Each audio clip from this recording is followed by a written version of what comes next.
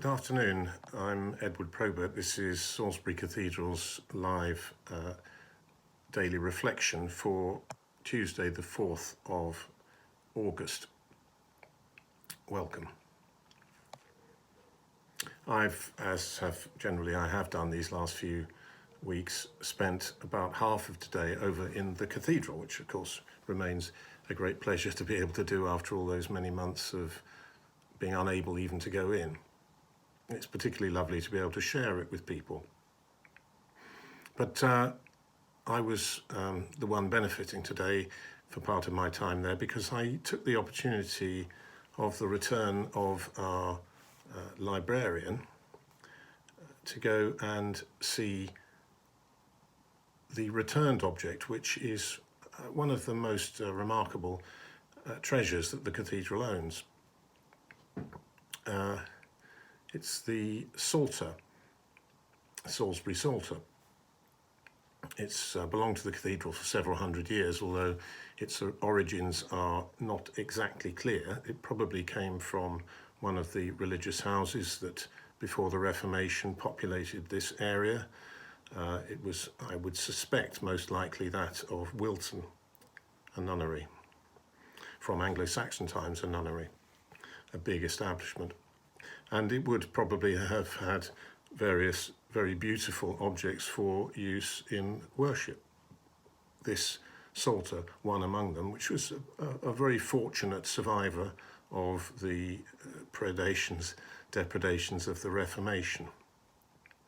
The Psalter is a large book. It's about A4 or a bit bigger in size, I suppose, of many pages, many leaves, made of course of parchment, form of leather, written on both sides with the Psalms in Latin, in a very large hand of Latin, written probably about just over 1,000 years ago. But in between the lines of the Psalms in Latin is a translation in a later hand, a translation into the English of the day, into what we would call Anglo-Saxon. So there's an English, although almost as impenetrable as the Latin, there's an English text there alongside the Latin, which would have been the normal thing for the worship of any church, including a religious house at the time. Of course, the Psalms remain part of our daily currency. In 20 minutes or so, I shall be joining my colleagues and members of the congregation to say evening prayer, which, as evensong, as any of you will have experienced it, comes with a passage from the Psalms. It's just what the Christian church has always done, saying together or singing together the Psalms of David. This book is a very beautiful one, because it has this lovely hand, it's got this great antiquity, but it's also got some beautiful decorations within it. And one or two of those lovely decorations, mythical creatures and so on, have over the centuries, probably in the last 300 or 400 years, been snipped out. So the book is a bit defaced. Usually it's the first word, the first letter of one of the Psalms starts with one of these beautiful initials, and some of the more attractive ones have evidently become someone's souvenirs. But the book had been cared for very carefully by the cathedral for the last many decades, and probably much more beyond. It was rebound about 70 years ago, but very tightly, and because that can be a source of some difficulty for these very ancient and delicate books, it has recently been for conservation and rebinding for quite a long period up in Cambridge. And during the lockdown, it finally made its way back to us here. And this was my first chance to see it in its new binding, and with one or two of the little things that came with the binding. There is sort of second, like a second volume, which comes with it, which is charming really in its way, because it's all the things that have emerged in the rebinding process, which in former rebinding processes would largely have been thrown away. So it's the old cover, it's the things that were found between the leaves when they were taken apart and before they were stitched back together again. So there is things like, there's a little bag of bits of old quills, which people used to write the words, found within those depths of the page recesses.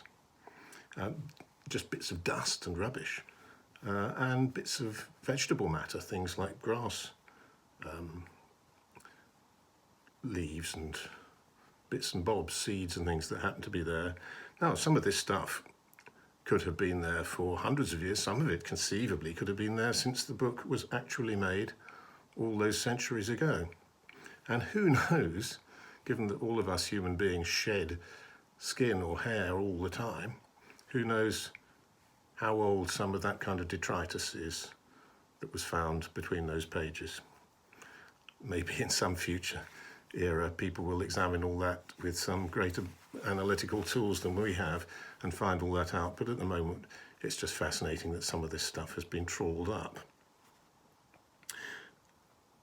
So here we have this object, remarkable in its antiquity, remarkable in its beauty, cherished, and older, not just than this cathedral here with its 800 years, but older than the old cathedral which it replaced, that at Old Sarum. This is one of the oldest and most cherished parts of our tradition here in Salisbury, and it doesn't even come from this church, and it doesn't even come from a place that we can exactly identify. We are the inheritors of a very rich and blessed tradition. But the core of that tradition remains essentially the same. It is the regularity, the pattern, the structuring of life around the worship of God, which we in our turn have inherited from God's ancient people, the Jewish Psalms. Our forebears, wherever that psalter was first used, our forebears used those psalms in Latin and sometimes sought to know more of their meaning, hence the English translation. We say them usually in English, or they're sung by our choir in English. We use an English which is best part of 500 years old for our psalms. We sit on the shoulders of all these who have gone before us, and we are but a small part in that great sweep of the worship of God, which in its turn is but a token of the worship of God in heaven. Remarkable that we are privileged to touch the eternity of God through that worship. Well, I hope you've been able to get to the cathedral since we've been open, but I appreciate that many people still are not.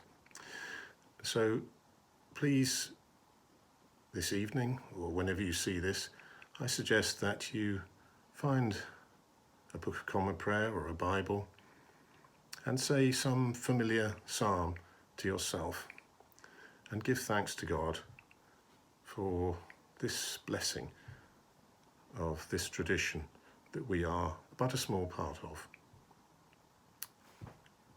I hope this has been helpful. I'm very glad to share it with you, and I look forward to seeing you in due course. Goodbye.